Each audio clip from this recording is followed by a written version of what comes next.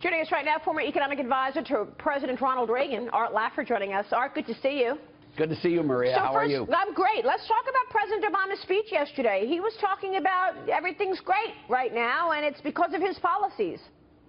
Obama's policies? I don't think so. I mean, if you look at this economy, I've never seen a worse recovery in my life.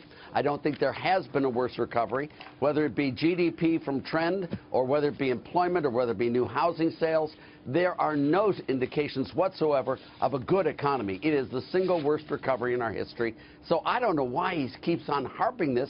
Everyone in the economy knows it's a problem, and Donald Trump just gets a free shot every time. Well, you know what? He went to the place that he went when we were in the depth of recession, right? Illinois, and, you know, because it's a great comparison. The unemployment rate was at, what, 20%, and now it's much better. But he's saying that his policies took it back. No mention of the Federal Reserve. No mention of the fact that wages are down and haven't moved in a decade. But Maria, the unemployment rate is the wrong number to look at. All those people who've left the unemployed rolls have also left the labor force. They didn't get jobs. The participation rate has dropped dramatically in the United States. So if you look at employment to population, which is the correct way to look at it, it's dropped sharply in the Great Recession, and then it's just edged right along flat for about 6 years. Art, it's Kevin Kelly. It's a terrible recovery. I'm glad you brought up the labor participation rate because it's indicative of how there haven't been any fiscal policies. It's all been monetary. Has this administration done one fiscal policy that has helped the recovery at all? No, but they've done lots that have hurt it. They've raised taxes. They put in Obamacare. They put in Dodd-Frank, which is just killing it. They've done all of those. Monetary policy has been equally as detrimental. You know, by holding interest rates really, really low, what they've done is they've discouraged anyone from lending mortgage money in the housing market. And that's why the housing market is so far below its historical average. There is no recovery in housing. And without a recovery in housing, you're not going to get a recovery in the economy. Low interest rates are just as bad as high interest rates. The right interest rates are the market-driven rates where supply equals demand, and that's not what they've allowed to happen. Art, if you look at Hillary Clinton's just tax plan, it complicates our tax code even more and raises taxes every which way to Sunday for wealthier Americans. On top of that, she wants to expand Medicare, which is something that President Obama talked about, expanding Social Security. What would the economy look like if these policies were pushed through? Yeah, let me just, if I can, just a little correction, Dagan. She wants to raise tax rates on the rich. You will not collect more money from those people. There will be no taxes forthcoming from those people because they know how to get around them. Every time we've raised tax rates on the rich, we've seen revenues as a share of GDP fall, and every time we've lowered tax rates on the rich, revenues from the rich have risen as a share of GDP.